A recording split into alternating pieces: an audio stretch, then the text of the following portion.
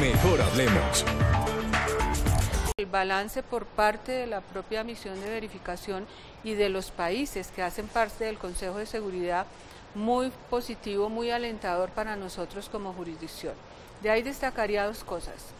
Ellos recalcan los avances en el proceso de la implementación como muy significativos, porque lo son, porque en tan corto tiempo la jurisdicción ha logrado avanzar de manera muy importante y las cifras lo muestran.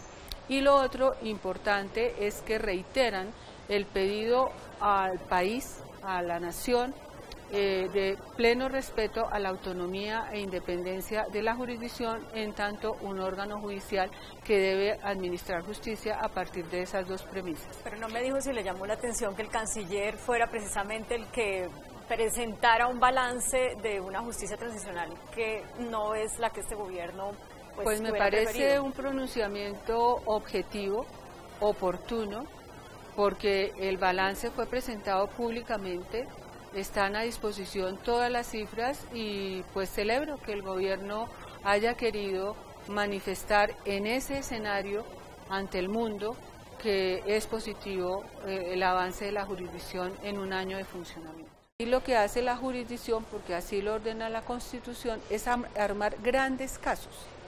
Y en menos de 10 meses, Claudia, y hablo de 10 meses porque los dos primeros del año pasado fue para producir normas, como cualquier juez debemos tener normas muy concretas.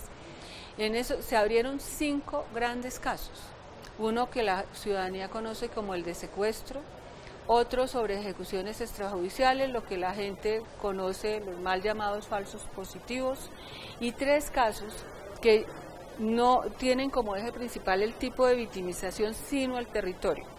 ¿Qué quiere decir esto? Que la Sala de Reconocimiento de Verdad, en su metodología, incorpora diseñar o armar grandes casos sobre el impacto que la guerra tuvo en determinados territorios. Y eso va a suponer múltiples formas de victimización de ese territorio. Uno de esos casos, por ejemplo, en el Cauca o en Nariño. En Nariño, 3 municipios, Tumaco, Barbacoas y Ricaurte, población indígena, que fue afectada durante décadas por victimizaciones producidas en el marco del conflicto de todo tipo, pero que además debieron sufrir el impacto de la guerra a través de agresiones al territorio y al pueblo. Nosotros tenemos, según la Constitución, 10 años, prorrogables por 5, para hacer toda esta tarea. Somos conscientes no solo de la necesidad de avanzar de la manera más célere posible, pero siempre supeditados a la Constitución y a la ley, y estamos hablando de procesos judiciales, si quiere usted atípicos, distintos, inéditos en el mundo, pero judiciales. ¿Qué supone esto?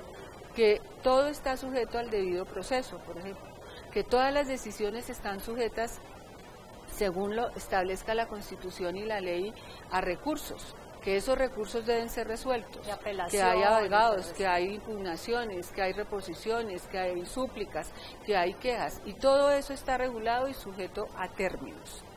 Lo estamos haciendo en un tiempo realmente acelerado, pero siempre va a primar el rigor jurídico. ¿Usted cree que este año va a haber fallos?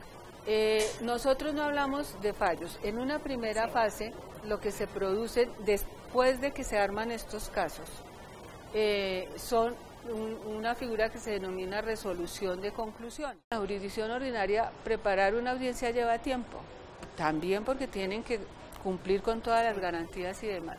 Imagínese una audiencia donde usted no va a tener 1 o 2 o 10 víctimas, sino que tiene 8.000 víctimas, por ejemplo en el caso 01 hasta ahora, un número que puede crecer, que tiene cientos de comparecientes, de victimarios, donde usted tiene que contrastar la versión, que es lo que va a empezar ahora, de esas personas, con la información que usted ha venido analizando y construyendo. 168 informes, Claudia, hemos recibido, de la Fiscalía, de la Contraloría, de la Procuraduría, y un altísimo porcentaje de informes preparados por las propias víctimas. Si cumplen con los requisitos de haber contado la verdad, etcétera, etcétera, ellos van a recibir unas penas en las que participan las víctimas, pero que no son penas de privación de la libertad. No necesariamente, y son las denominadas sanciones propias.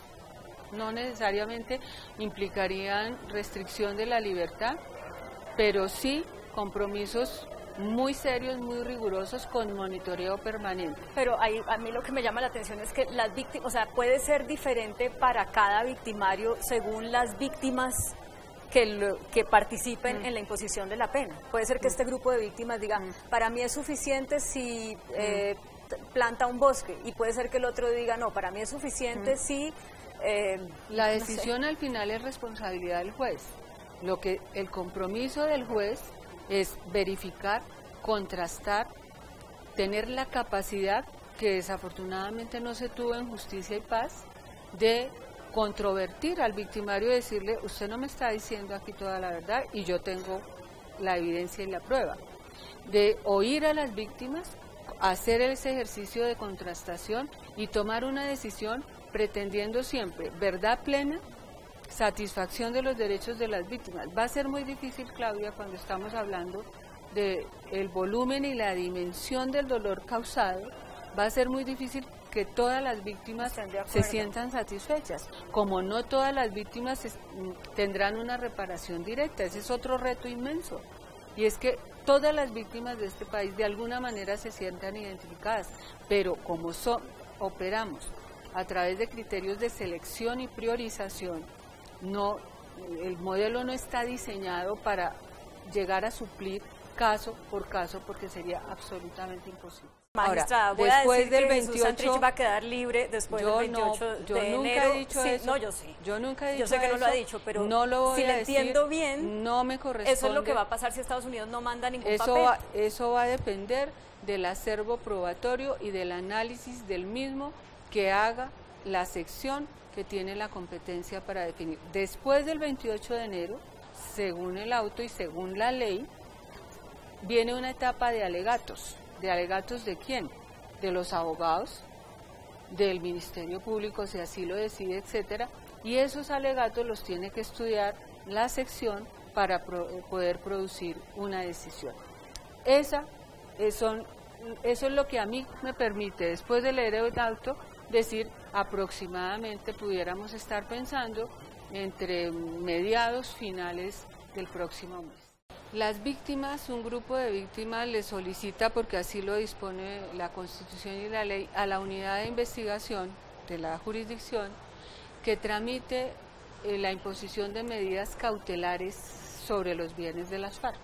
¿Qué quiere decir eso? Proteja los bienes, impulse las actuaciones que en la jurisdicción corresponda para que esos bienes quedan protegidos.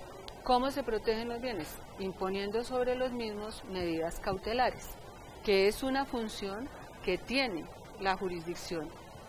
Secciones específicas pueden hacerlo a partir del pedido de la unidad. Y eso es lo que el fiscal no quiere que la gente pueda hacer. Entonces, la sección correspondiente procede a lo que corresponde para impartir esas medidas cautelares con el ánimo de estudiar si son procedentes para proteger esos bienes. ¿Por qué las víctimas piden que se protejan? Porque esos bienes, que son bienes obviamente materiales, van a ser la fuente a partir de la cual en un futuro, ojalá no lejano, se pueda responder en debida forma a la reparación de las víctimas en esa dimensión. El señor fiscal acude al mecanismo que establece la Constitución para dirimir esa controversia, que es impulsar un conflicto de competencia, no es conflicto entre él y yo, sino que así se llama la figura, para que la Corte Constitucional dirima esa controversia. La protección de los bienes es una responsabilidad del Estado colombiano. Y no hay ningún tipo de injerencia, en opinión de la sección que le comento, en el trabajo que viene realizando el señor fiscal sobre esos bienes, cuando lo que se está proponiendo, lo que se está impulsando es que todos los bienes de las FARC, declarados o no, sean debidamente protegidos en pro de los derechos de las víctimas. Ahí la sección que produjo estas decisiones incluso considera que ni siquiera hay conflicto de competencia. Lo que se pretende es proteger esos bienes. Las víctimas tienen inquietudes, preocupaciones, porque no sería la primera vez en Colombia que bienes que se llegan con vocación de extinción de dominio, por ejemplo, a la hora ya de proceder a la respectiva reparación, pues estén dañados, ya no tengan el mismo valor. Luego, lo que expresa la sección sí es la necesidad, cumplidos los requisitos de ley, de que esos bienes sean debidamente protegidos en general. Protegidos es cuidados y no vendidos. Eso no significa ni que pretendamos administrarlos, ni que pretendamos interferir o incorporarnos en decisiones que ya se deben adoptar en otros ámbitos. Mejor hablemos.